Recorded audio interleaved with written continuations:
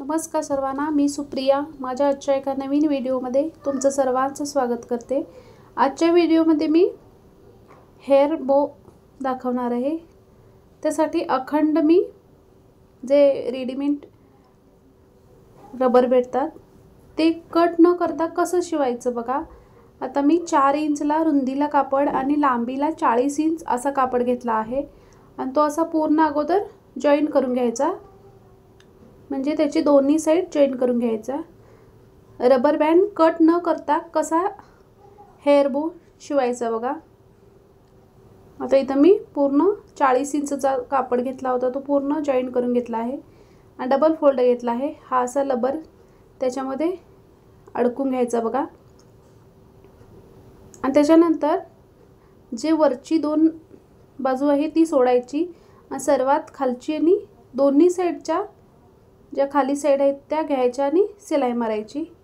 व्हिडिओमध्ये पाहू शकता तुम्ही कशा प्रकारे मी घेतला आहे। आतमध्ये 2 ज्या वरच्या साइडला आहेत त्या आतमध्ये ठेवायच्या, फक्त खालून 2 बाजू अशा वर घेऊन शिलाई मारायची बघा। आणि कपडा हा उलटा आला पाहिजे, कारण जसं आपण शिलाई मारत जाणार त्याप्रमाणे तो कपडा परतला जाणार, त्यामुळे आतमध्ये सिलाई जाते। म्हणजे दोन्ही बाजू घ्यायच्या आणि सिलाई मारत जायच्या, आतला बाजू आतमध्ये ठेवायची। आणि जे आपण आतमध्ये रबर बो किंवा इलास्टिक तुम्ही घेऊ शकता, पूर्ण शिलाई मारते वेळी पूर्ण इलास्टिक सुद्धा त्यामध्ये आतमध्ये अडकून घेऊन मग पूर्ण साइडने शिलाई मारून घ्यायची। जसजशी शिलाई मारायची तसतसं एका साइडने कपडा सुद्धा ओढत जायचा। आता इथं मैत्रिणींनो, मी या अगोदर अजून एक प्रकारचा म्हणजे एक शिलाई मारून कपडा परतून इलास्टिक कशी घालायची ते सुद्धा व्हिडिओ अपलोड केलेला आहे। या व्हिडिओच्या खाली मी त्या व्हिडिओची लिंक सुद्धा शेअर करीन, तिथे जाऊन तुम्ही पाहू शकता।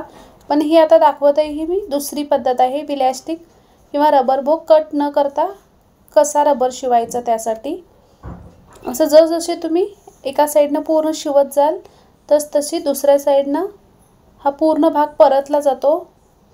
म्हणजे आपण उलट्या साइडने आता शिलाई मारत आहे, आता याच्या दुसरी बाजू एक साइडने परतत सुद्धा जाते। आता मी इथं पूर्ण शिलाई मारून घेतल्यानंतर एका साइडने परतत सुद्धा जाते, त्यामुळे इथं पूर्ण शिलाई मारून घेतली आहे आता मी। आता बघू शकता तुम्ही कशा प्रकारे दिसतंय। हे असं एका साइडने सरकत जायचं।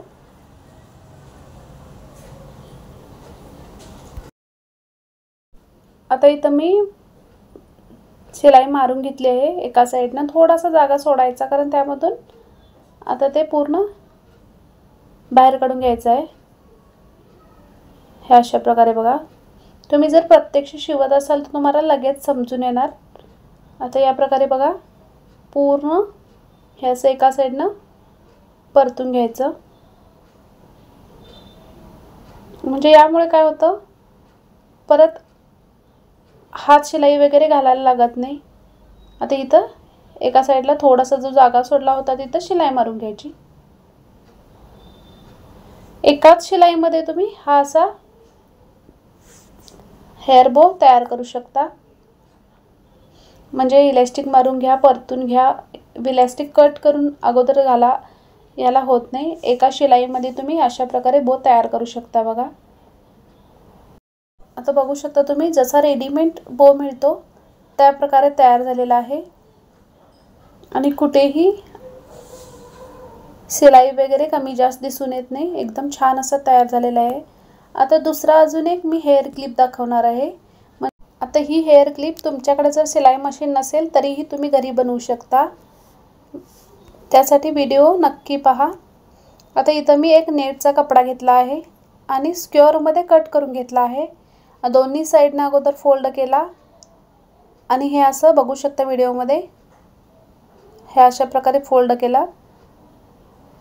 अगदी 5 मिनिटात तुम्ही ही बो तयार करू शकता बघा।